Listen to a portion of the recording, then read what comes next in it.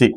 क्या क्या पढ़ लिया कल जो पढ़ा हमने टॉपिक, उसमें ये पढ़ा कि बायोटेक्नोलॉजी करके हम प्लांट के केस में क्या चेंजेस ला रहे हैं, मतलब मोटिव क्या है कि हम बायोफोर्टिफिकेशन करके प्लांट से जो प्रोडक्ट बनवा रहे हैं उसकी मिनरल या न्यूट्रिशनल वैल्यू को बढ़ा सकते हैं। उसका एक एग्जांपल पढ़ा हमने, क्या, विटामिन ए।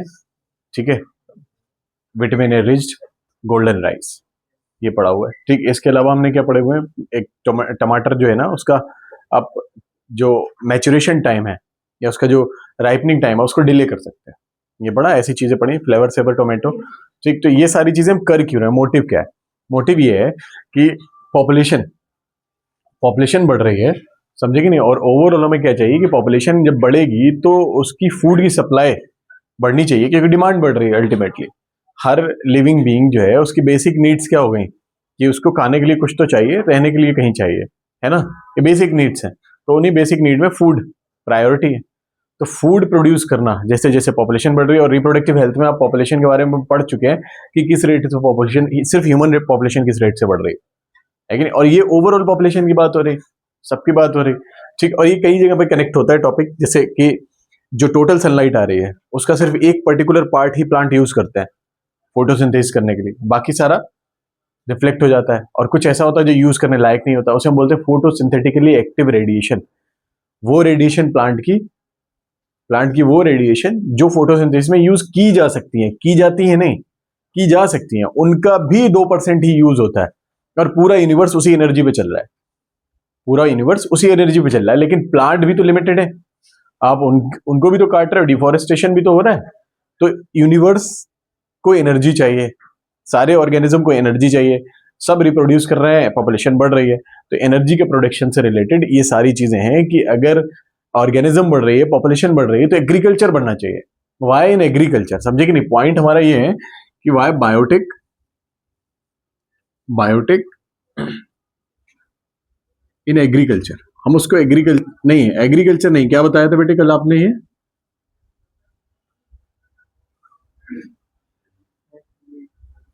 एग्री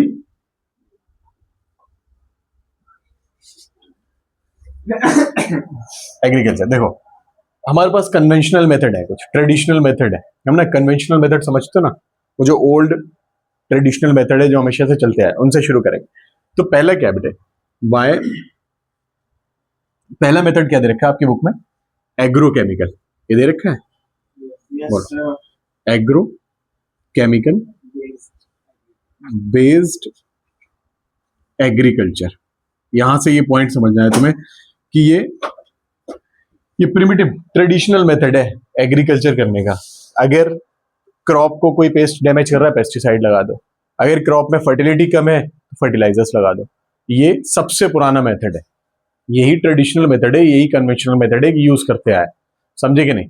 ये सबसे सबसे पुराना मेथड। तो यहाँ पॉइंट समझो, इसका एडवांटेज क्या है? एडवांटेज ये है कि आप पेस्ट को कंट्रोल कर सकते हो, समझे कि नहीं? आप कंट्रोल कर सकते हो, आप फर्टिलाइजर्स को बढ़ा सकते हो। लेकिन डिसएडवांटेज क्या है कि आप केमिकल को इंट्रोड्यूस कर रहे हो, और वो केमिकल जब आप इंट्रोड्यूस कर रहे हो बल्क में, तो वो ह्यूमन चेन में इंटर हो रहा है। उसका एडवांटेज होने के एडवांटेज से क्या हुआ, अगर आपने पेस्ट को रोका, अगर आपने फर्टिलाइजर्स को बढ़ाया, तो ईल्ड बढ़ेगी। ईल्ड तो बढ़ाई हमने इससे, ईल्ड तो बढ़ाई है हमने इससे, लेकिन इसके प्रॉब्लम्स क्या है, इसका डिसएडवांटेज क्या है? एक तो ये महंगा है, क्योंकि आपको पेस्टिसाइड चाहिए, पेस्टिसाइड ही मिलेगा ना, फर्टिलाइजर्स चाहिए। दूसरा क्या है, सब सब अवेल नहीं करा सकते, सब सब इतना खर्च नहीं कर सकते। तीसरा क्या है, लैंड लिमिटेड है हमारे पास में, लैंड नहीं बढ़ा सकते आप कि ठीक है एग्रोकेमिकल अच्छा है तो हम ज्यादा करेंगे, लैंड तो रेस्ट्रिक्टेड ही है ना अपने पास में। तीसरा इंपॉर्टेंट पॉइंट क्या है कि आप बार बार अगर केमिकल को यूज कर रहे हैं तो वो ह्यूमन चेन में एंटर करेंगे, और हम इवोल्यूशन में ये पढ़ चुके हैं कि अगर आप बार बार पेस्टिसाइड्स यूज करते हैं तो उससे एक हजार्डस स्पीशीज आती है, जिसके लिए आपको और कंसंट्रेशन बढ़ाना पड़ेगी।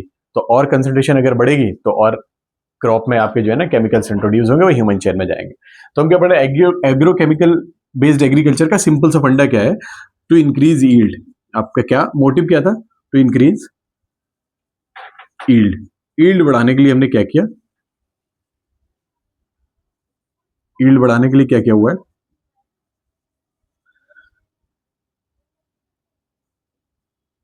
पेस्टिसाइड्स, और दूसरे फर्टिलाइजर्स। इसका पूरा थीम बेस यही है आप पेस्टिसाइड लगा रहे हो, फर्टिलाइजर्स लगा रहे हो, ठीक है। क्या हुआ, क्या ईल्ड बढ़ी? क्या इस मेथड से ईल्ड बढ़ी? ईल्ड बढ़ गई इस मेथड से, समझे कि नहीं? और ग्रीन रिवॉल्यूशन हुआ, ये लिखा है आपकी बुक में। यही मेथड था उस टाइम पे। और उस टाइम पे हम क्या करते थे, ये सब करके हम सेमी ड्वार्फ वेराइटीज ग्रो करा रहे थे। सेमी ड्वार्फ वेराइटीज बनाई गई, समझे कि नहीं? एम एस स्वामीनाथन के बारे में आपने अपने सिलेबस से रिमूव कर दिया गया। देखो कहीं पे एम एस स्वामीनाथन का इंट्रो बना हुआ होगा, बना इंट्रो बना हुआ होगा, जल्दी निकाले, जल्दी तेज। वैसे वो strategies for enhancement of food वाला चैप्टर था, इकोलॉजी में हो शायद। नहीं दिए? नहीं, यानी इसमें नहीं, किसी और में फिर क्या इंट्रो दिया हुआ है एम एस स्वामीनाथन, ये जो हाँ निकालो, ह्यूमन हेल्थ एंड डिसीज, जल्दी जल्दी इंट्रो। देखो आदिल, कुछ लिखा है क्या? इन्होंने कुछ बनाया? बेटे बोलो बेटे, क्या लिखा है इन्होंने? यही हम पढ़ना है, इसको कनेक्ट करना है वहां से। देखो, Swaminathan initiated collaboration with Norman Borlaug which culminated the green revolution through the introduction of Mexican variety of wheat in India. ठीक है, this was highly recognized and appreciated. He is also initiator of lab to land food security and several other environment program. He has been honored with Padma Bhushan. समझे कि नहीं? ये important है, यहाँ से ये क्वेश्चन आया हुआ भी है एक बार का। ठीक, तो आप क्या पढ़ रहे हैं कि आपने ये सब क्या किया? ईल्ड बढ़ाने के लिए। ईल्ड को कितना बढ़ाया आदिल? ईल्ड को कितना बढ़ाया? अभी उसी टॉपिक पे पहुंचेंगे। आपको ईल्ड कितनी हो गई? ईल्ड ट्रिपल हो गई, ट्रिपल ईल्ड हो गई। And this was the time जिसे हमने क्या कहा हुआ था? Green revolution. तो बेटे आप जब भी ग्रीन रिवॉल्यूशन रिमाइंड करोगे, अब दो बातें आपके दिमाग में आना चाहिए ग्रीन रिवॉल्यूशन से। एक तो एम एस स्वामीनाथन, और दूसरा बेटे नहीं बेटे, dwarf semi dwarf varieties, semi dwarf varieties. इन्होंने बहुत सारी सेमी ड्वार्फ वेराइटीज बनाई, ठीक है। ये और इसके बारे में आप जेनेटिक्स में भी पढ़ चुके हो। अगर आपने सही से एनसीईआरटी पढ़ी है तो 2 या 3 लाइन लिखी हुई है इससे रिलेटेड, सेमी ड्वार्फ वेराइटीज से रिलेटेड, ठीक से आप एनसीईआरटी पढ़ रहे हो। फिलहाल ये एग्रोकेमिकल बेस्ड, फायदा हुआ कि नहीं? ईल्ड को आपने ट्रिपल कर लिया, ट्रिपल के लिए, लेकिन नुकसान है कि नहीं? केमिकल कंसंट्रेशन बढ़ा रहे हैं आप, इसका ये नुकसान है, डिसएडवांटेज है। ऐसे ही याद रखोगे, लिखने की जरूरत नहीं है। अब खुद भी बताया कि आप ह्यूमन चेन में केमिकल्स को इंट्रोड्यूस कर रहे हैं। ये एक पॉइंट हो गया। दूसरा, एग्रीकल्चर का मोड क्या दिया हुआ उन्होंने? सेकंड बेटे क्या है? Organic agriculture. देखो, इसको आप कनेक्ट करोगे किससे? माइक्रोब्स इन ह्यूमन वेलफेयर, समझे कि नहीं? ऑर्गेनिक एग्रीकल्चर क्या कह रहा है तुमसे? Strictly no to chemicals. आप केमिकल यूज नहीं करोगे, ये कह रहा है। तो क्या चाहिए फिर? केमिकल यूज नहीं कर सकते कैसे? अगर कोई पेस्ट आ गया, यहाँ हमारे पास पेस्ट को, ये किसके लिए? वो पेस्ट, ये किसके लिए? For fertility. अब मुझे बताओ, सॉइल तो वही है ना तुम्हारी, लैंड तो वही है, मतलब एरर भी वही होंगे, प्रॉब्लम भी वही होंगी, पेस्ट भी होगा और इनफर्टिलिटी का रीजन भी होगा। तो अगर आप केमिकल्स यूज नहीं करोगे, आपने इनको एलिमिनेट किया, तो ये करेंगे कैसे हम? अगर हमें पेस्ट हटाना है तो हम क्या यूज करेंगे? Biocontrol agents. जैसे कल हमने पढ़ा बायो रेमिडिएशन, हम पॉल्यूशन को कंट्रोल कर सकते हैं by using some living organism. वैसे हम पेस्ट को कंट्रोल कर सकते हैं। जैसे क्या कि किसी क्रॉप पे, ये कोई क्रॉप है, समझे कि नहीं, और इस क्रॉप पे ए फीड करता है, तो ए को मारने के लिए हमारे पास 2 ऑप्शन है, या तो हम पेस्टिसाइड लगाएं या फिर हम बी को इंट्रोड्यूस करें। बी ए पे फीड करता है, बी एक ऑर्गेनिज्म है और वो ए पे फीड करता है। तो इस हिसाब से क्या होगा? बी ए पे फीड करेगा। और देखो, प्रीडेशन जो होता है ना, वो स्पेसिफिक होता है, कोई भी किसी को भी नहीं खा लेता है एनवायरनमेंट में, इकोसिस्टम में। कल पढ़ा ना हमने, इकोसिस्टम क्या है? इकोसिस्टम इंटरेक्टिंग सिस्टम है, सब सबसे इंटरेक्ट नहीं कर रहे हैं, लेकिन सब किसी ना किसी से इंटरेक्ट कर रहे हैं, समझे कि नहीं? शेर कुछ भी नहीं खा लेता है, शिकारी है लेकिन वो कुछ भी नहीं खा लेगा, ये नहीं कि रैंडम किसी को भी मारता घूम रहा है। तो एक पॉपुलेशन में, तभी तो पॉपुलेशन कंट्रोल्ड है। कंट्रोल्ड क्यों है? कि प्रीडेशन भी हो रहा है, लोग मर भी रहे हैं, बर्थ भी हो रही है और कंट्रोल्ड भी है। तो क्यों है? क्योंकि प्रीडेशन इज स्पेसिफिक, स्पेसिफिक है। तो हम क्या पढ़ रहे हैं? हम ये पढ़ रहे हैं कि बी ए पे फीड कर रहा है, समझे कि नहीं? अब मान लो कि यहाँ पे डी भी एक पेस्ट है, तो बी डी पे फीड करेगा, ये जरूरी नहीं है। हो सकता है कि बी की डाइट में, बी की फीडिंग में ए और डी दोनों आ सकते हैं, और ये भी हो सकता है बी सिर्फ ए पे फीड करता है, तो डी के लिए आपको दूसरा कुछ इंट्रोड्यूस करना पड़ेगा। तो ऐसे अभी यहां बी किसका एक्ट कर रहा है? क्या बी ने इसको रिप्लेस नहीं किया है, पेस्टिसाइड को? पहले आप बी को मारने के लिए क्या यूज कर रहे थे? पेस्टिसाइड। लेकिन अब बी को, ए को मारने के लिए क्या यूज कर रहे थे? पेस्टिसाइड। अब आप ए को मारने के लिए क्या इंट्रोड्यूस किया है? बी। तो बी एक लिविंग ऑर्गेनिज्म है जो दूसरी लिविंग ऑर्गेनिज्म पे फीड कर रही है, मतलब प्रीडेशन, पहली चीज। और प्रीडेशन से उसने ए की पॉपुलेशन को कम किया, तो तुम्हारी ईल्ड तो बढ़ेगी। तो क्या ये कंट्रोल नहीं कर रहा है किसी को? इसीलिए आपकी बुक ने इसको क्या लिखा? Bio control agents. समझे कि नहीं? और क्वेश्चन आया हुआ है वहां से, अच्छा क्वेश्चन। क्या बायो कंट्रोल एजेंट के एग्जाम्पल किसी को याद है? बोलो, कोई एग्जाम्पल याद है आपको? तो हम क्या, से नो टू केमिकल। फिर क्या करेंगे? पेस्ट को कंट्रोल करने के लिए हमारे पास क्या है? Bio control agents. ठीक है, यहां तो सिर्फ ये कंट्रोल हो गया ना। फर्टिलिटी के लिए आप क्या करेंगे? फर्टिलिटी के लिए आप क्या करेंगे? ए को बी खा सकता है, प्रीडेशन से आप ऐसा कर सकते हैं, लेकिन फर्टिलिटी बढ़ाने के लिए क्या करेंगे? तो आप शुरू से पढ़ते आ रहे हो बेटे, नाइट्रोजन साइक्लिंग, समझेंगे? नाइट्रोजन एटमॉस्फेयर में सबसे ज्यादा अवेलेबल है कि नहीं है कि नहीं? फिर भी प्लांट के लिए एक प्रॉब्लम है कि वो नाइट्रोजन को यूज नहीं कर सकते। क्यों आदिल मियां? नाइट्रोजन कितनी अवेलेबल है एटमॉस्फेयर में? क्या? 78%। तो इतनी ज्यादा होने के बावजूद भी प्लांट के लिए ये डिफिशियंट क्यों है? बहुत है ना, ऑक्सीजन इससे कम है, कार्बन डाइऑक्साइड और कम है, लेकिन प्लांट को कार्बन डाइऑक्साइड चाहिए और वो प्रॉपर यूज कर रहा है, फोटोसिंथेसिस कर रहा है। तो नाइट्रोजन इतना ज्यादा अवेलेबल होने के बाद भी प्लांट के लिए एक प्रॉब्लम क्यों है? क्योंकि नाइट्रोजन यहाँ कैसे अवेलेबल है बेटे? ऐसे अवेलेबल है, ट्रिपल कोवेलेंट बॉन्ड के साथ। प्लांट को उसको तोड़ने के लिए जितनी एनर्जी उसे बनानी है उतनी तो वो तोड़ने में ही लगा देगा। कोवेलेंट बॉन्ड है, उसको ब्रेक करना बहुत मुश्किल काम है, तो प्लांट वो काम नहीं कर सकते। तो हमें क्या चाहिए? हमें चाहिए कुछ ऐसा जो इस नाइट्रोजन को कन्वर्ट कर दे, किसमें? नाइट्रेट्स और नाइट्राइट्स में, या फिर अमोनियम आयंस में। समझे कि नहीं? की जा सकती है। कौन कर सकता है? फंगस कर सकता है, साइनोबैक्टीरिया कर सकता है, नॉस्टॉक, एनाबिना, ये कर सकते हैं कि नहीं बेटे? ये क्या सिर्फ नाइट्रोजन को ही रिसाइकिल कर सकते हैं? आयरन को भी, फास्फोरस को भी, सल्फर को भी, इन सब को रिसाइकिल कर सकते हैं। बायोलॉजिकल क्लासिफिकेशन के चैप्टर में आप अगर मोनेरा पढ़ेंगे तो वहां आपको मिल जाएगा थोड़ा सा कंटेंट।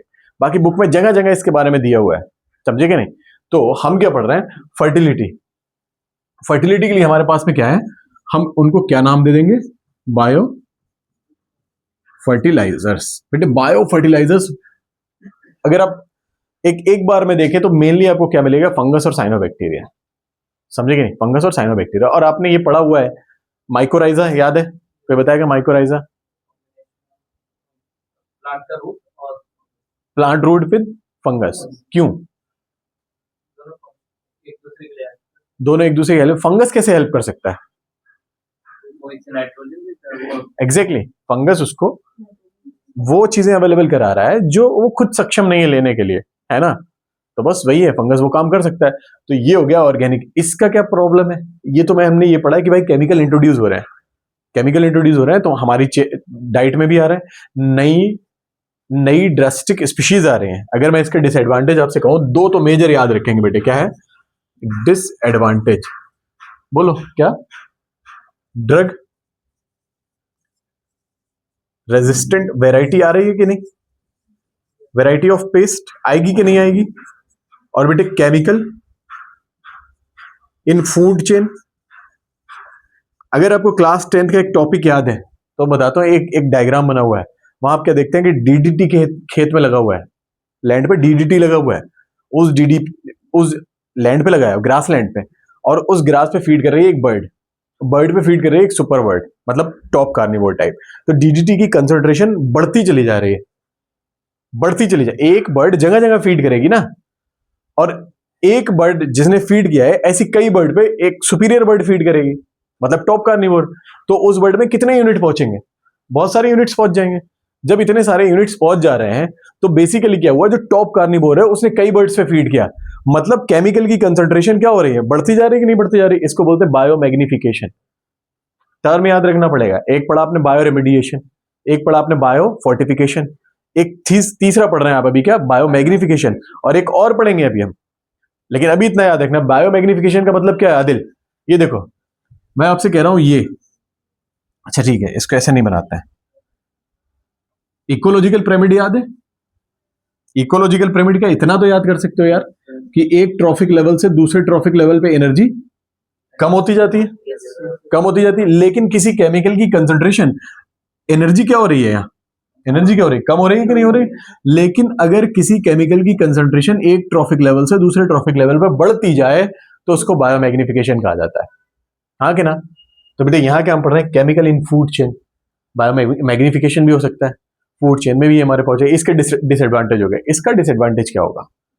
इसमें तो केमिकल भी यूज नहीं कर रहे हैं, ड्रग रेजिस्टेंट वेराइटी भी नहीं आ रही। क्यों? ऑर्गेनिक है, प्योरिटी मिलेगी, प्योरिटी मिलेगी, लेकिन ईल्ड कम क्यों हो रही है? ईल्ड कम क्यों है? बोलो।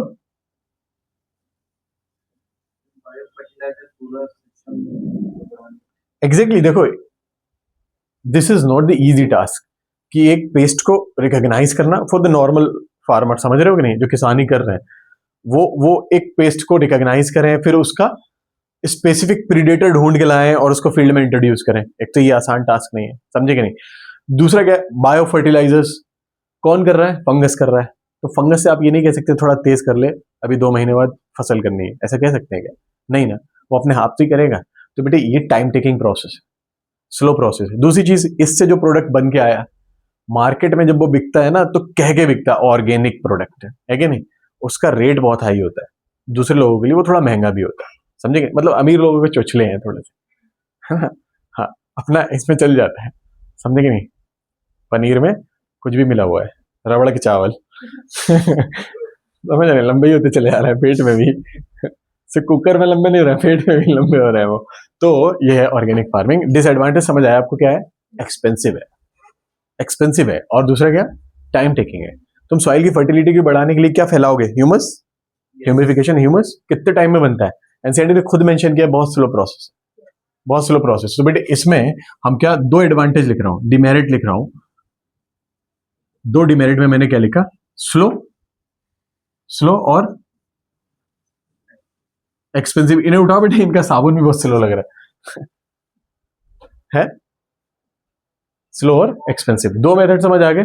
ठीक है, थर्ड मेथड बेटे, थर्ड मेथड क्या है? Genetically modified crops. और इसको हमने कल क्या पढ़ा था, और हम इनको क्या कहते हैं? Tailored plants. ऐसे प्लांट्स जिनमें आपने जीन इंट्रोड्यूस किया है, किसके लिए? अबायोटिक स्ट्रेस के लिए, पेस्ट रेजिस्टेंस के लिए, है कि नहीं, प्रोसेस्ड फूड बनाने के लिए, लाइफ स्पैन बढ़ाने के लिए। यही सारी चीजें कल पढ़ लिया ना हमने ये, अब तुम्हारे दिमाग में ये सेट हो गया होगा कि वो हमने कल क्यों पढ़ा है, कि अभी ये तुम्हें समझ आ रहा है कि हम क्यों कर रहे हैं, समझेंगे? अब ये सारी चीजें करने की जरूरत क्या है? तो अभी वो कह रही है, आपने आपने यील्ड को ट्रिपल कर लिया है, और उसी को हमने ग्रीन रेवोल्यूशन भी कह दिया। इट्स स्टिल हमारे पास में डिमांड ज्यादा है, सप्लाई कम है, क्योंकि पॉपुलेशन अलार्मिंग स्पीड से बढ़ रही है। ये बात वहां लिखी हुई है रिप्रोडक्टिव हेल्थ में, और वो सिर्फ ह्यूमन पॉपुलेशन की बात हुई है, समझेंगे नहीं? प्लांट पे कंज्यूम तो और भी लोग, कंज्यूमर तो और भी है ना। तो ये पॉइंट हो गया आपका, जो पॉइंट हमें पढ़ना था। ठीक, इसके अलावा उन्होंने क्या किया कि ठीक है, कुछ बेसिक मेथड्स भी दिए हुए हैं। ये 3 मेथड हो गए हमारे, क्लियर है तुम्हें? 3 मेथड एग्रीकल्चर के, ठीक है। Why we need genetically modified crop. ध्यान से देखो, अब यहाँ क्या कह रहे हो? अब यहाँ ये कह रहे हो कि पेस्ट पेस्ट लगाना पड़ेंगे, ठीक है। यहां हम एक ऐसा प्लांट बना सकते हैं जो पेस्ट रेजिस्टेंट है। एक बार अगर बन गया और उसकी ब्रीड चल पड़ी है, तो बार बार आपको कुछ नहीं पेस्ट लगाना है उसमें, उससे स्पेसिफिक, ठीक है। दूसरा क्या, फर्टिलिटी। एनसीईआरटी इनफैक्ट अपने ये भी पढ़ा है कल कि हम ऐसे प्लांट भी बनाए जो कम मिनरल यूजेस पे अच्छी यील्ड देते हैं। पढ़ा है कि नहीं पढ़ा है आपने? सॉइल पे आपने लगा दी, क्रॉप कर दी, और क्रॉप जो है ना सारे न्यूट्रिएंट्स को, सारे मिनरल्स को खींच ले रही है एक ही बार में, तो अगली सीजन अगली क्रॉप तो बेकार जाएगी। लेकिन हम जेनेटिकली मॉडिफाई करके ऐसा प्लांट भी बना सकते हैं जो मिनरल को कम यूज करके ज्यादा यील्ड दे सकता है, मतलब ऑप्टिमम यूज कर सकता है। तो ये सारी चीजों में, और वही अभी आप क्या पढ़ रहे हो, ये ऑर्गेनिक फार्मिंग, ये ऑर्गेनिक, समझे कि नहीं? इसमें आप क्या देख रहे हैं कि बायो फर्टिलाइजर है या बायो कंट्रोल एजेंट है। बायो कंट्रोल एजेंट क्या करेगा? किसी पेस्ट को मार देगा। लेकिन यहाँ प्लांट को आपने क्या बनाया? Pest resistant. वो खुद से ही पेस्ट से डील कर सकता है। पेस्ट खाएगा मर जाएगा, समझे कि नहीं? पेस्ट खाएगा खुद मर जाएगा। ऐसे प्लांट हमने बनाए हुए हैं और यही हम पढ़ने वाले हैं, ठीक है? तो ये आपकी बुक में थोड़ा सा दिया हुआ है, इसके बारे में ये पूरा हो गया। लेकिन कुछ उन्होंने ऐड किया है, अगर पुरानी बुक है तो ऐड नहीं होगा, नई बुक में ऐड किया हुआ एक टॉपिक है ये, समझे कि नहीं? ये ठीक पढ़े तो वाले टॉपिक पढ़े। इसके अलावा क्या है वो दिया हुआ है बेटे, ये 3 मेथड हो गए, ये 3 मेथड हो गए। इसके अलावा बेटे आपकी बुक में क्या दिया हुआ है वो मेथड पढ़ रहे हैं। हमारे पास में एक टॉपिक है बेटे, क्या? टिश्यू कल्चर, समझे कि नहीं? टिश्यू कल्चर को और क्या कहते हैं? Micro propagation. बेटे ध्यान से देखो, माइक्रो का मतलब आप जानते हो प्रोपगेट करना। वेजिटेटिव प्रोपग्यूल आपने पढ़ा हुआ है कि किसी प्लांट का कोई पार्ट पूरे नए प्लांट में ग्रो हो जाए तो उसको प्रोपगेशन कहते हैं। असेक्सुअल रिप्रोडक्शन, असेक्सुअल रिप्रोडक्शन, हाँ कि ना? असेक्सुअल रिप्रोडक्शन समझते हो ना? तो असेक्सुअल रिप्रोडक्शन से क्या होगा? असेक्सुअल रिप्रोडक्शन से जो नया प्रोजेनी बनेगा वो क्या होगा? क्लोन होगा कि नहीं होगा? है क्लोन होगा कि नहीं?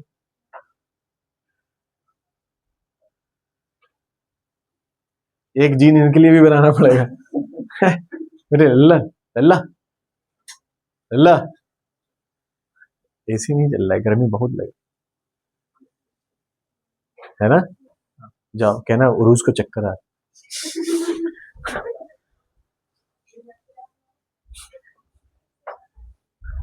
टिश्यू कल्चर और ये कितना खुश हो। टिश्यू कल्चर और माइक्रो प्रोपगेशन, समझे कि नहीं? किसी माइक्रो पार्ट को प्रोपगेट करके क्या बना रहे हैं? एक नया प्लांट बना रहे हैं। प्लांट का माइक्रो पार्ट क्या हो सकता है? किसी भी ऑर्गेनिज्म का माइक्रो पार्ट क्या हो सकता है? एक सेल, एक सेल ही तो हो सकती है। तो और सेल के बाद क्या? टिश्यू, है ना? इसलिए इसका नाम क्या है? Tissue culture. ध्यान से देखो, ध्यान से देखो, गुड, बैठ जाओ बेटे। बेटे यहां ध्यान से देखेंगे, ये प्लांट है, ये प्लांट है, समझे कि नहीं? ये इसकी एक लीफ अलग से बना लेना, ठीक है? ये प्लांट है। प्लांट कैसा है? ये विद डिजायरेबल कैरेक्टर। आपके पास में एक प्लांट है डिजायरेबल कैरेक्टर के साथ में, समझे कि नहीं? आपने इसका कोई पार्ट अलग किया हुआ है, extract any part. Any part का मतलब क्या है? एनी पार्ट मतलब कुछ भी रैंडम नहीं, वो पार्ट जो टोटीपोटेंट हो। क्या लिखा है आपकी बुक में? टोटीपोटेंट। क्या होता है टोटीपोटेंट? जिसके पास में ये पोटेंशियल है कि वो एक टोटल प्लांट को, एक टोटल ऑर्गेनिज्म को जनरेट कर पाए, टोटीपोटेंट, समझे कि नहीं? जैसे कि मेरी कोई एक सेल पूरा एक नया ऑर्गेनिज्म बना पाए, ये उस सेल का टोटीपोटेंशियल होगा। हाँ, मेरिस्टेम्स, तो सारे मेरिस्टेम में ही पोटेंशियल है, उसे मास्टर सेल भी कहते हैं, ठीक है? तो हम यहाँ क्या पढ़ रहे हैं कि कोई आपने एक्सट्रैक्ट किया एनी पार्ट। कौन सा एनी पार्ट? कैसा होना चाहिए बेटे? ये टोटीपोटेंट, ठीक है? टोटीपोटेंट का मतलब क्या है बेटे? Able to grow in whole organism. इसीलिए बेटे इसको आप क्या कह सकते हो? और इसको टोटीपोटेंट को आप क्या कह सकते हो? और यहां लिख देता हूं, स्टेम सेल या फिर मास्टर सेल। स्टेम का मतलब स्टेम नहीं है, यहां तना नहीं है ना, प्लांट के स्टेम की बात नहीं हो रही। स्टेम का मतलब है जो जर्मिनेट कर सकता है, मतलब हमारे पास भी स्टेम सेल्स हैं, समझे कि नहीं? वो सेल जिसमें टोटीपोटेंसी है, मास्टर सेल, समझे कि नहीं?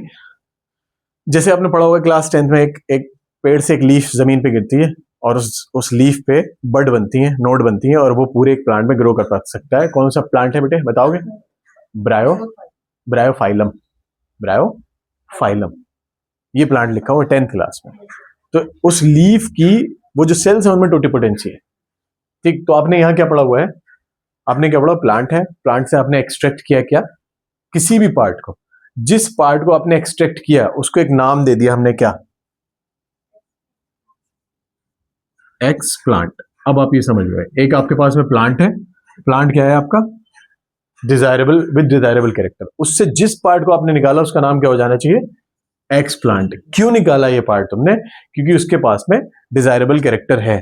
लेकिन इसी पार्ट को क्यों चूज किया कि किसी और पार्ट में डिजायरेबल कैरेक्टर नहीं होगा, लेकिन इसमें ये एबिलिटी है कि ये पूरा नया प्लांट जर्मिनेट कर सकता है। जैसे अभी बायोटेक्नोलॉजी में हमने ये फिनिश किया हुआ है कि हम अपना डिजायरेबल जीन प्लाज्मिड में लगाते हैं। Why plasmid? क्योंकि वो रेप्लिकेट कर सकता है, समझे कि नहीं? तो एक फीचर देखा हमने कि वो रेप्लिकेट कर सकता है। एक फीचर यहां देखा हमने क्या, कि ये पूरे प्लांट में ग्रो कर सकता है। अब क्या करेंगे इस एक्स प्लांट का? मैं आपसे कह रहा हूं कि हमने ये सेल निकाली या कुछ भी निकाला, this is your x plant, ये तुम्हारा एक्स प्लांट है। अब हम इसका क्या करेंगे? इस एक्स प्लांट को आप क्या करोगे? Keep in culture medium. बेटे क्या? Culture medium. बेटे क्या होता है फैज? कल्चर मीडियम किसे कहते हैं जनाब? फैजुद्दीन, कल्चर मीडियम किसे कहते हैं? ये कल्चर मीडियम है, उस पार्ट को रख रहा हूं, एक्स प्लांट को। बेटे कल्चर मीडियम क्या होता है? आदिल बताओ। जहां पे वो ग्रो करेगा है, जहां पे वो ग्रो करेगा, जहां पे हम उसे पूरा पूरा क्या न्यूट्रिशन वगैरह और ऑप्टिमम टेम्परेचर एक कंडीशन प्रोवाइड करेंगे। हाँ, सर्वाइवल कंडीशंस, ऐसा ही ना? तुम्हारा कल्चर जो जो उसे चाहिए जिंदा रहने के लिए, ग्रो करने के लिए, रेप्लिकेट करने के लिए, रिप्रोड्यूस करने के लिए। तो अब आपको क्या ये नहीं पता है कि एक प्लांट को क्या चाहिए? बोलो मुझे। अच्छा ये बता दो, क्या एक्स प्लांट फोटोसिंथेसिस कर सकता है? नहीं, एक्स प्लांट फोटोसिंथेसिस नहीं कर सकता। तो अब मुझे बताओ, अगर प्लांट फोटोसिंथेसिस करता है तो अपने जिंदा रहने के लिए क्या बनाता है? Sugar, glucose. उसको ट्रांसपोर्ट करता है तो किस फॉर्म में करता है? सुक्रोज। उसको स्टोर करता है तो किस फॉर्म में करता है? स्टार्च। हम यहां वो शुगर डालेंगे, शुगर डालेंगे, हाँ कि ना? उस शुगर से उसे एनर्जी मिल जाएगी। लेकिन अब वो चाहता है कि वो अपनी सेल्स को बढ़ाए, तो बढ़ाने के लिए उसे क्या करना पड़ेगा? सेल को डिवाइड प्लांट करने ऐसी कर लेता है क्या? या उसको कोई पर्टिकुलर हार्मोन लगता है, ऑक्सिन, जिबरेलिन लगता है कि नहीं? इसका मतलब है इसको क्या चाहिए? PGR, हाँ कि ना? ये सारी इन्हीं चीजों को कल्चर मीडियम कहता है। वो जो तुम्हें ये पोटेंशियल दें कि तुम ग्रो कर पाओ, तुम सरवाइव कर पाओ, तुम जिंदा रह, प्रोपगेट कर पाओ, समझे कि नहीं? तो ये सारी चीजें हमने इसको प्रोवाइड कराई। क्या आपकी बुक में शुगर का नाम लिखा है?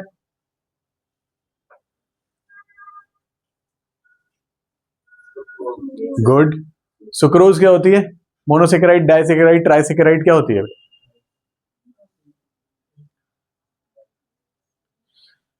बेटे लैक्टोज क्या होती है?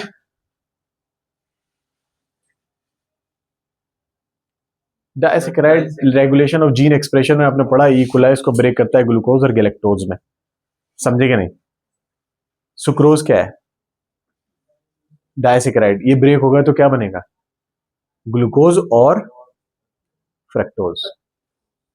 इस तरह का एक क्वेश्चन आया हुआ अभी, और हम बेसिकली 3 तरह के डाइसेकेराइड्स पढ़ते हैं। पहला पढ़ चुके लैकोप्रोन में, क्या नाम है? लैक्टोज। ब्रेक होगा तो क्या मिलेगा? गुड। दूसरा ब्रेक होगा तो क्या मिलेगा? तीसरा माल्टोज। ब्रेक होगा तो क्या मिलेगा? 2 ग्लूकोज। 10th क्लास डाइजेशन, सबसे पहले डाइजेशन कहाँ होता है ये भी लिखा है उसमें। माउथ में स्टार्ट होता है सेलेब्री एमाइलेज के एक्शन से, और बनता क्या है? माल्टोज बनता है, ये लिखा हुआ है वहां पे। ठीक है, तो याद रखना पड़ेगा 3 तरह के डाइसेकेराइड्स। कौन कौन से बेटे? Lactose, maltose, sucrose. दूसरी इंपॉर्टेंट चीज क्या याद रखनी पड़ेगी, इनके मोनोमर्स क्या है। लैक्टोज का आपकी बुक में दे रखा है ग्लूकोज गैलेक्टोज, सुक्रोज का अभी हमने पढ़ा एक ग्लूकोज एक फ्रक्टोज, और तीसरा माल्टोज में दो ग्लूकोज। याद हो जाएंगे, याद रख लोगे इंशाल्लाह।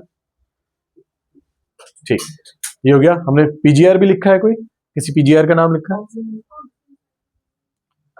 ऑक्सिन। वैसे तुम्हारे हिस्से का काम है, मुझे करना पड़ रहा है बेटे। साइटोकाइनिन, शुगर बेटे का सुक्रोज, और कुछ पीएच, टेम्परेचर, पानी,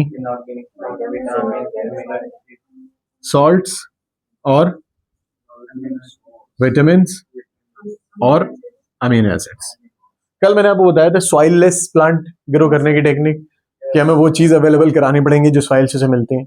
अब इसको हमें वो सब चीजें अवेलेबल करानी पड़ेंगी जो ये जहां से भी लेता है, ग्रो रखा। हाँ जरूरत पड़ेगी अभी, लेकिन हमने इसे कल्चर मीडियम में रखा हुआ है।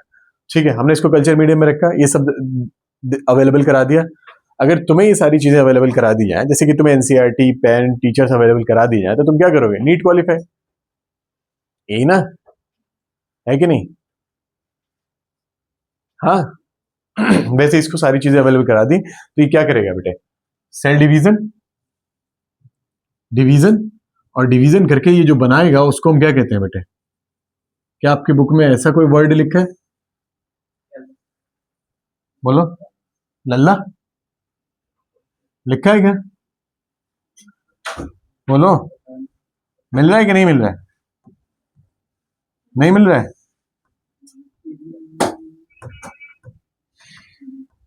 मिला नहीं? फिलहाल इसको क्या बोलते हैं बेटे? अनडिफरेंशिएटेड।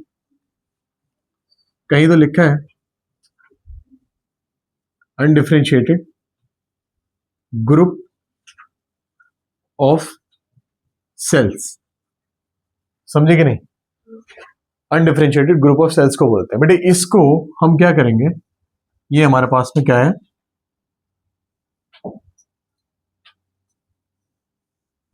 ये क्या है बेटे?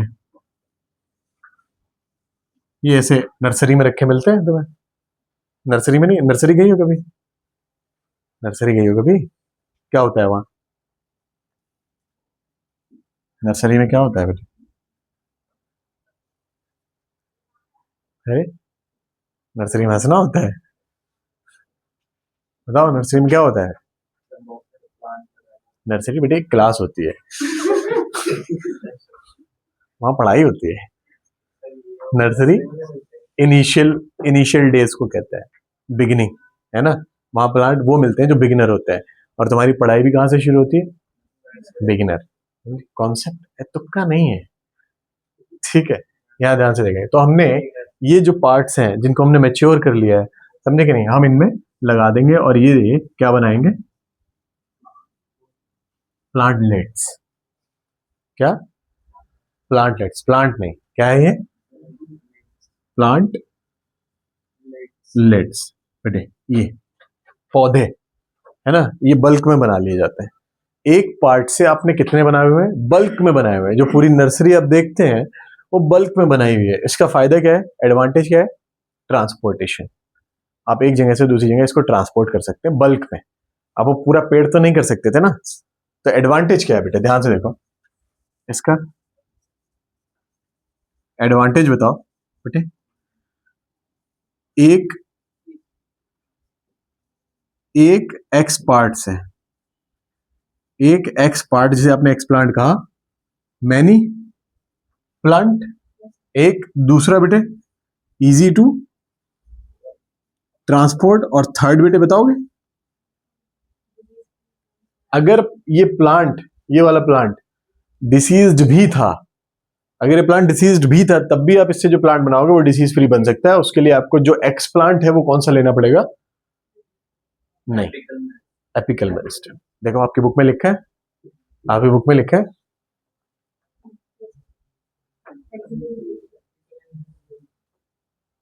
बेटे वायरस फ्री। कैसा बनाओगे?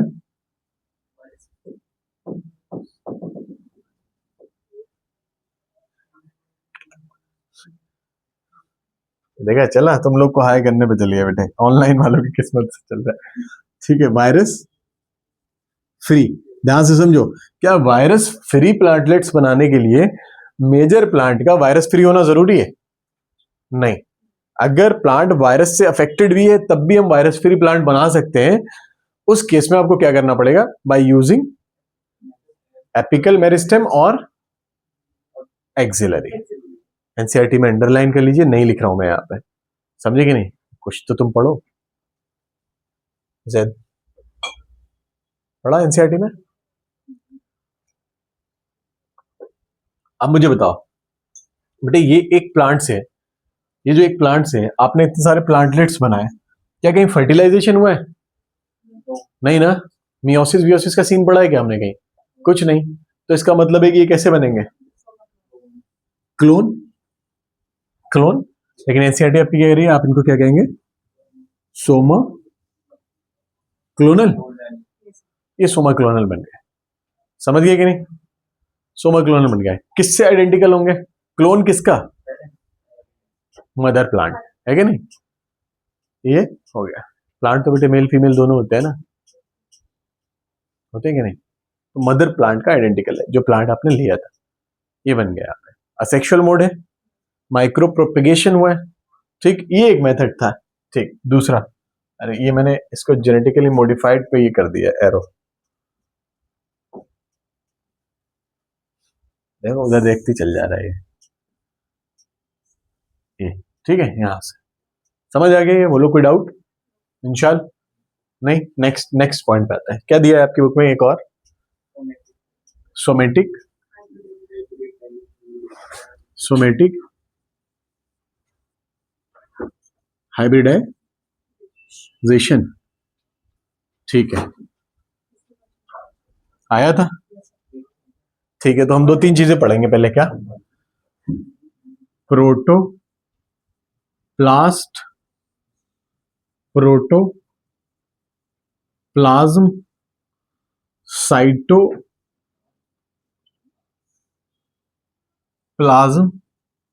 और साइटोसोल। इतने टर्म्स क्लियर है तुम्हें? सारे एनसीईआरटी में जगह जगह मेंशन है। बोलो बोलो, कितने लोगों को इतने कॉन्सेप्ट क्लियर है? इन सब में डिफरेंस पता है? लिखा तुम्हारी भी बुक में है, 12th वाली, तुमने पिछले 11th वाली जो पिछले साल पढ़ी है तुमने, उसमें भी लिखा है। बोलो, देखो, ये एक प्लांट की सेल है, ठीक है, सेल पे क्या होगा? सेल वॉल, जेनेटिक मटेरियल, समझे कि नहीं? ध्यान से देखो बेटे, प्रोटोप्लास्ट क्या होता है? जब आप सेल वॉल को हटा दें। प्रोटोप्लास्ट का मतलब होता है all living content of cell. क्या होता है? All living content of cell. और सेल वॉल क्या है? Non living. अगर आपने रिमूव किया किसको बेटे? अगर आपने रिमूव किया किसे? सेल वॉल को, तो बचा हुआ क्या है? प्रोटोप्लास्ट। लेकिन अगर आपने रिमूव किया किसको? सेल मेम्ब्रेन को, तो बचा हुआ क्या है? प्रोटोप्लाज्म, मतलब all content of cell present inside plasma membrane. समझे कि नहीं? अब बताओ, साइटोप्लाज्म क्या है? साइटोप्लाज्म क्या है? Liquid part.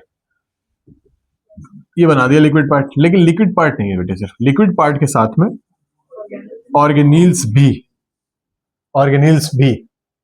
तो क्या कुछ हटाना नहीं पड़ेगा? न्यूक्लियस, न्यूक्लियस हटाइए आप, समझे कि नहीं? तो बचा हुआ कंटेंट आपका क्या है? साइटोप्लाज्म। और उसके बाद में बेटे सारे ऑर्गेनील्स हटाइए, तब क्या मिलेगा आपको? ऐसे बना हुआ है। समझ गए पूरी केमिस्ट्री इसकी? इंशाल्लाह मियां, हाँ ना पूछ लो कुछ। ठीक, गुड। अब पढ़ाएं हम टॉपिक पढ़े, सोमेटिक हाइब्रिडाइजेशन है बेटे। देखिए आपने क्या किया, आपने दो सेल्स ली, टू सेल्स, कैसे बेटे? विद डिजायरेबल कैरेक्टर, ठीक है, दो डिजायरेबल कैरेक्टर के साथ में आपने क्या ले ली? सेल्स ले ली।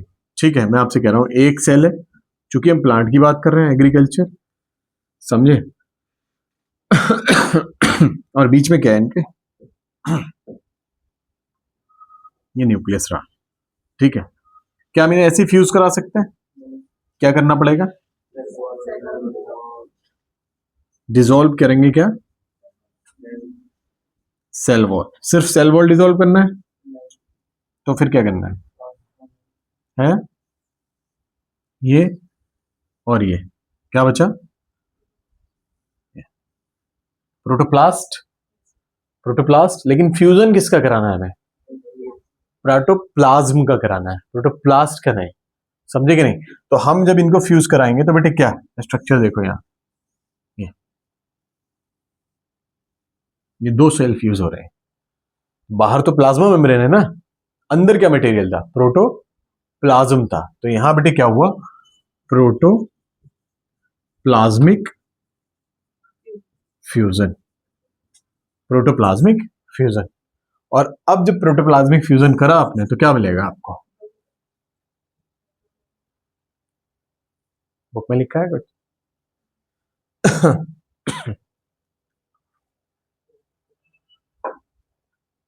पढ़ लीजिए बुक। हाइब्रिड मिला कि नहीं मिला? बेटे ये मिला आपको, हाइब्रिड ऑफ टू सेल्स, है कि नहीं? हाइब्रिड मिला। इस हाइब्रिड को ग्रो करेंगे हम, क्या बनेगा? जो भी बना उससे क्या नाम दिया हमने? आपकी बुक ने दिया है नाम, सोमेटिक हाइब्रिड। वो सोमा क्लोन है और ये सोमेटिक हाइब्रिड है। बोलो समझ आ गया? Somatic hybrid. उन्होंने एक एग्जांपल दिया बेटे, क्या? एक टमाटर की सेल है और एक पोटैटो, टोमेटो और पोटैटो की सेल है, हमने उनको फ्यूज कराया, जो भी बना पोमेटो बना। क्या बना बेटे? पोमेटो। लेकिन क्या वो ग्रो कर पा रहा है? क्या वो सक्सेसफुल एक्सपेरिमेंट है? नहीं है, ठीक है। This is somatic hybridization. समझ आ गया? गुड। नेक्स्ट हमारे पास अब टॉपिक है क्या, हम बनाएंगे क्या? पेस्ट रेजिस्टेंट प्लांट, हम ये बनाने वाले हैं, ठीक है। पेस्ट रेजिस्टेंट प्लांट, ठीक। पेस्ट रेजिस्टेंट प्लांट बनाने के लिए बहुत सारे ऐसे प्लांट आपकी बुक में दिए हुए हैं जो बनाए गए, BT cotton, BT brinjal, tomato, ये सारे दिए हुए हैं। एक लिस्ट दी हुई है कि हमने ऐसे ऐसे बनाए, ठीक। लेकिन अब तो बहुत ही इंटरेस्टिंग, ये बहुत ही इंटरेस्टिंग टॉपिक है, ठीक। यहाँ क्या पढ़ रहे हैं आप? बीटी। बीटी का मतलब क्या है बेटे? बोलो। बैसिलस बैसिलस thuringiensis है। एक होता है एक्सेंट, एक होता है साला गुटखा खा के बोल, इधर साइड में दबा लिया और हासिल चल रहा है। बेटे अगला टॉपिक इसी के लिए है, ये गुटखा वालों के लिए है। टोबैको मोज़ेक प्लांट में आरएनए, टोबैको प्लांट में, टोबैको मोज़ेक नहीं, टोबैको प्लांट में हम क्या आरएनए आई कर रहे हैं, है कि नहीं? इनका खास ख्याल रखा है बायोटेक ने, गुटखे की कमी नहीं होने देंगे। हाँ सही कर लेना। और क्या, जानबूझ के लिखी है ताकि देखें तुम क्या नोट करती हो। वैसे क्या गलत है, अच्छा बता दो। अरे एक होता है नॉलेज, पढ़ते हैं नॉलेज, शुरू किससे होता है? के से। के क्या है बेटे? साइलेंट। वैसे यहाँ इनविजिबल है। यहाँ इनविजिबल है, मार्कर सही नहीं चल रहा है, ठीक है बेटे। बीटी एक बैक्टीरिया है बेटे, ये क्या बनाता है? ये क्या बनाता है? ये प्रोड्यूस करता है, ध्यान से समझेंगे पूरी थ्योरी, एट बेटे क्या, at any stage of life, अपनी जिंदगी के किसी स्टेज पे बीटी जो है वो क्या बनाता है? क्या बनाता है बेटे? प्रोटॉक्सिन, ये बनाता है। या मैं इसको ऐसे करके लिखूं तो तुम्हें और ज्यादा समझ आया बेटे, क्या? प्रोटीन क्रिस्टल्स बनाता है। क्या बनाता है? प्रोटीन के क्रिस्टल बनाता है, किसी भी फेज पे, किसी भी टाइम पे प्रोटीन के क्रिस्टल बनाता है। इस प्रोटीन के क्रिस्टल के अंदर क्या प्रेजेंट है? प्रोटॉक्सिन। समझे कि नहीं? तो प्रोटीन क्रिस्टल बनाए विच कंटेन्स प्रोटॉक्सिन। आप क्या कह सकते हो उसे? Inactive protein. ठीक है, ध्यान से देखेंगे। क्या मैं अगर आपसे कह रहा हूं कि ये इन्होंने कुछ ऐसा क्रिस्टल जैसा बनाया, ये कुछ क्रिस्टल जैसा बनाया ये, और उस क्रिस्टल के अंदर क्या है बेटे? ये। तो ये हो गया क्या? प्रोटीन का प्रोटीन क्रिस्टल। और बेटे ये क्या हो गया? इनएक्टिव, या फिर आप क्या कह सकते हैं? प्रोटॉक्सिन। इनएक्टिव टॉक्सिन नहीं कहेंगे आप, इनएक्टिव प्रोटॉक्सिन नहीं कहेंगे आप। प्रो लगाने का मतलब ही इनएक्टिव है। समझे कि नहीं? अब मुझे बताओ, ये जो इनएक्टिव प्रोटीन या फिर प्रोटॉक्सिन है, ये आप पे अटैक या आप पे काम, आपके लिए फंक्शनल तो तभी होगा ना जब ये आपके कांटेक्ट में आएगा। और उसके लिए पहले आपको डिसॉल्व करना पड़ेगा किसे? क्रिस्टल को, क्योंकि वो सराउंडेड है किससे? क्रिस्टल से। समझे? इतना क्लियर? इतना क्लियर। अब मुझे बताओ, वो जो अंदर है ना वो टॉक्सिक है, टॉक्सिक है, वो जान ले सकता है, लेकिन वो जिसने बनाया बैक्टीरिया उसकी नहीं ले रहा है। क्यों? क्योंकि वो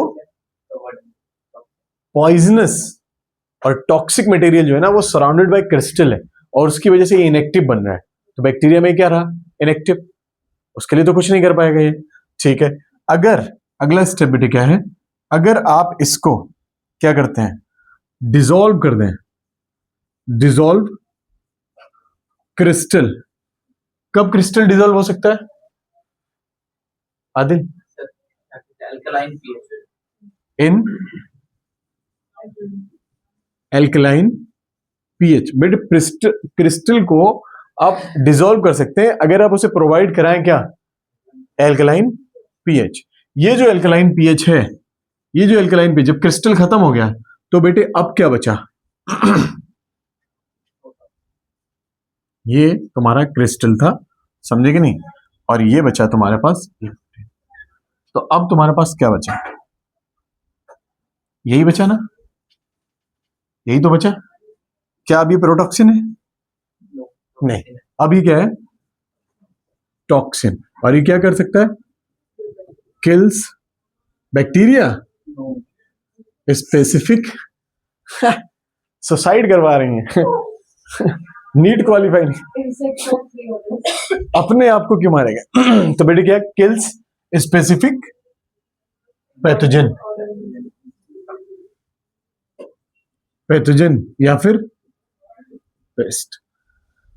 पेस्ट रेजिस्टेंट प्लांट बनाना है। समझ आया?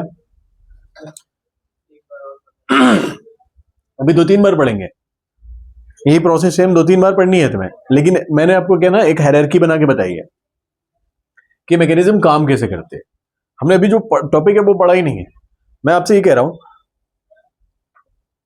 कि एक बैक्टीरिया एक प्रोटीन बनाता है, जब तक वो उसकी बॉडी में है तब तक वो इनएक्टिव है, समझे कि नहीं? और उसे कोई नुकसान नहीं पहुंचा सकते। उसे एक्टिव करने के लिए आपको क्या देना पड़ेगा? Alkaline pH.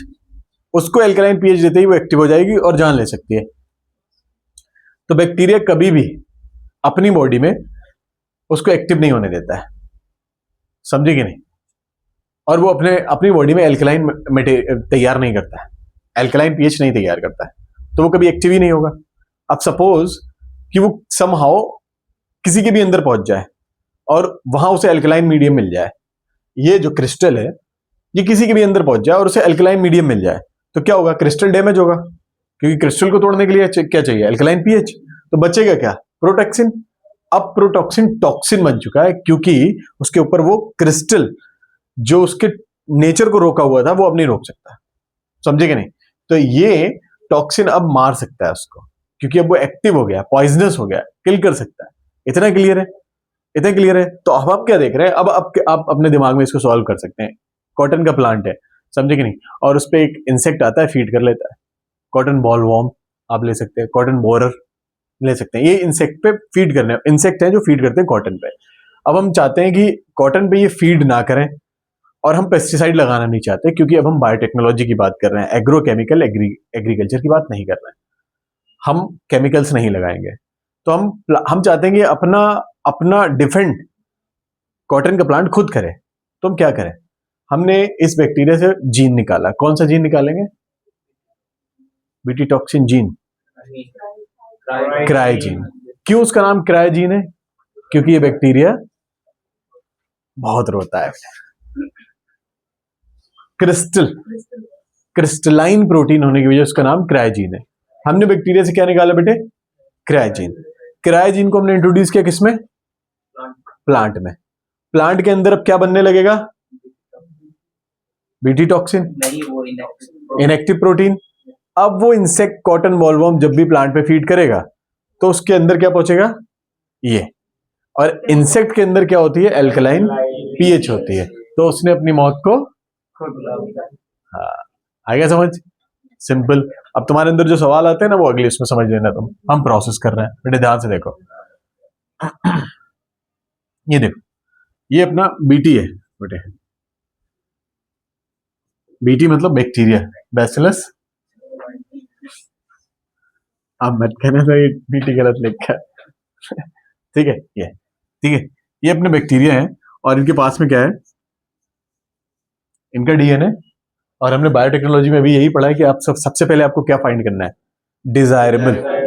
Desirable organism, gene नहीं। पहले आपको ये भी तो पता लगे आपको चाहिए क्या, कहां मिलेगा, है ना। हमने ऑर्गेनिज्म को फाइंड किया, BT is good for us, यही तो फाइंड किया है। तो हमने बीटी का बेटे क्या किया, क्या करेंगे? Isolation of DNA. बेटे प्रोसेस का नाम बताओगे? Spooling, very good. अब अगर तुम्हें ये याद है तो अच्छी बात है। ठीक, ये रहा, हम रिपीट कर रहे हैं इसको। ठीक, और हम क्या पढ़ रहे हैं कि ये जो, अरे ये जो येलो कलर से बनाया हमने, ये क्या है? डिजायरेबल जीन, जिसे आपने क्या कहा? क्राइजीन। वेरी गुड बेटे, यही क्या है बेटे? Cry gene. और हमारे लिए डिजायरेबल भी क्या है बेटे? क्राइजीन। ठीक, तो अब हम क्या करेंगे? अब हम क्या करेंगे? बोलो बोलो। Restriction endonuclease. किस लिए बेटे? क्या कट करेंगे? और कौन सा?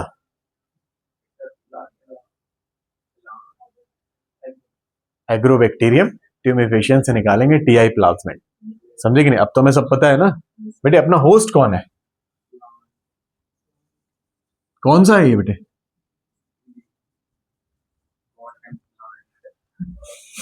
तुमको तो मैं यही बोर्ड पे पीटूं किसी दिन। ठीक है, ये अपना होस्ट है, समझे कि नहीं? हमें ये निकालना है रेस्ट्रिक्शन एंडोन्यूक्लियस। हमने किस लिए यूज किया? मैं फिर से पूछ रहा हूं बेटे। एक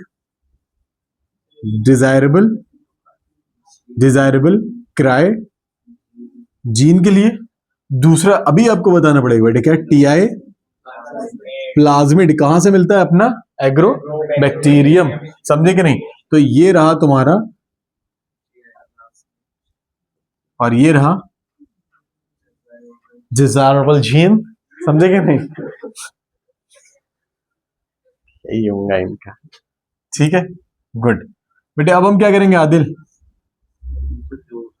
इनको जोड़ देंगे बेटे।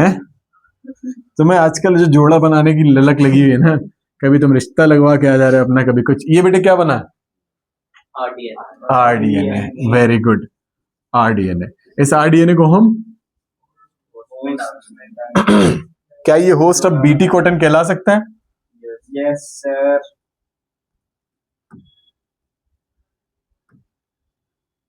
अभी प्रोसेस खत्म नहीं हुई है ना, प्रोसेस खत्म नहीं हुई।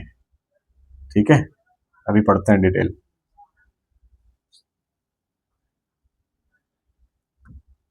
क्या बनाने वाला हूं मैं? ये जो अपने पास प्लांट था ना, ये थोड़ा अपन बड़का बनाएंगे। है कि नहीं?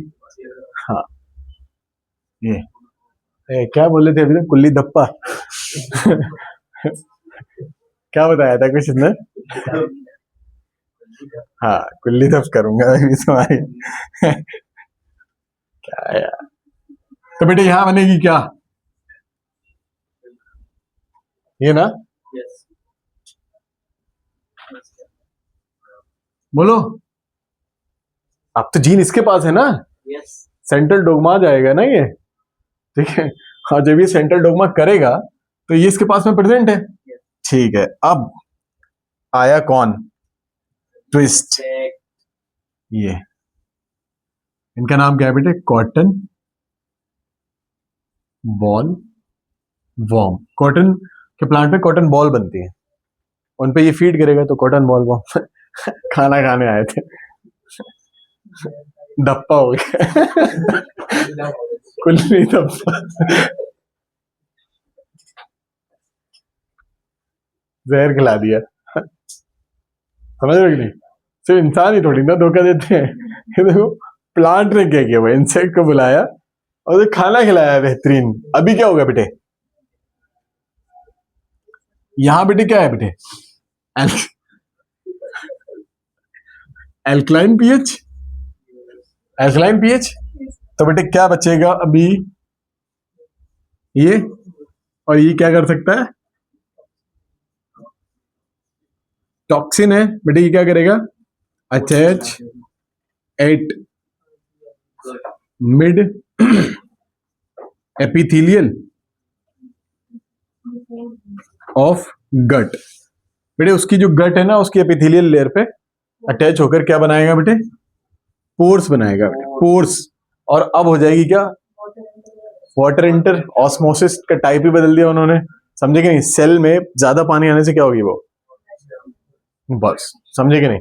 तो बेटे यहाँ पोर्स बने और क्या हुई? Lysis, lysis of cotton ball warm. ये था, समझ आया कि नहीं? निपटा दिए इसको, ये निपटा दिए। अब बेटे इंपॉर्टेंट क्या है कि जो बीटी देख रहे हो ना तुम, ये एक नहीं है हमारे पास में। प्रॉब्लम ये है, आपने पढ़ा था ना स्ट्रेप्टोकोकस निमोनी, एक एस है एक आर है, स्ट्रेन पढ़े थे, Yes, sir. स्ट्रेन पढ़े थे, है ना? तो हम क्या पढ़ रहे हैं बेटे? बीटी के बेटे हमारे पास में स्ट्रेन्स हैं, बहुत सारे स्ट्रेन्स हैं, समझे कि नहीं? बहुत सारे स्ट्रेन्स हैं अगर, तो बेटे हमारे पास में क्या हो गया? वैरायटी ऑफ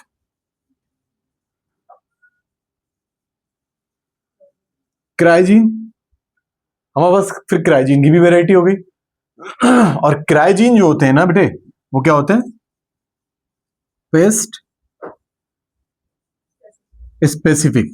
वो जो बीटी कॉटन तुमने बनाया था, ये कॉटन वॉलवॉर्म को मारता है, कोई भी आके फीड करेगा वो मर जाए, ऐसा नहीं होगा समझे क्यों? क्योंकि क्राइजीन स्पेसिफिक है, तो प्रोटीन भी स्पेसिफिक होगा, होगा कि नहीं होगा? तो आपकी बुक में 3 जीन दिए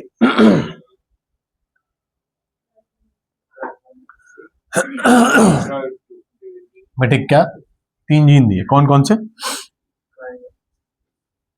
एग्जाम्पल बेटे, क्राय फर्स्ट, क्राय सेकंड, क्राय फर्स्ट हमारे पास 2 है कि नहीं? क्राय first A B, A C, और फिर क्या है? क्राय सेकंड ए बी। बेटे इनमें से 2 कॉमन काम करते हैं, ये वाला और Second AB. First A B और सेकंड ए बी। ऐसा नहीं है, First AC. नीचे के 2, ये दोनों काम करते हैं सेम। देखो एनसीईआरटी में लिखा है, Yes, sir. Cry first AC और क्राय सेकंड ए बी किसको मारते हैं बेटे? Cotton ball warm. अब मैं आपसे सवाल पूछूं कि अगर ये पूरी प्रोसेस बन के आ जाए और वो आपसे पूछे कि ये क्रायजीन जो आपने डाला ये कौन सा होगा, तो आप बता सकते हैं कि ये जब इसको मार रहा है तो कौन सा होगा? क्राय या फिर गुड। समझ आ गया मतलब प्रोसेस में, है ना? ठीक, तो यहाँ बताओ ये किसको मार देता है बेटे? कॉर्न बोरेर। बोलो लल्ला, समझ आ गया? समझ आ गया? ठीक है, तो इन्होंने एक इंसेक्ट का ग्रुप दिया हुआ है, समझे कि नहीं, जिसपे ये अटैक, मतलब जिसके लिए हमारे पास में ये जीन अवेलेबल है।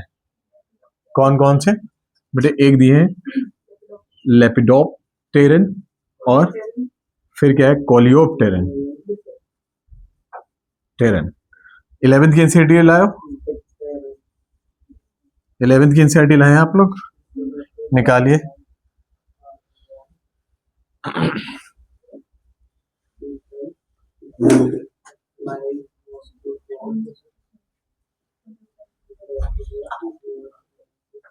लाया एनसीईआरटी? कौन कौन नहीं लाया है बेटे एनसीईआरटी? दो नहीं लानी है रोज। ए 11th की एनसीईआरटी लाए हो? क्यों?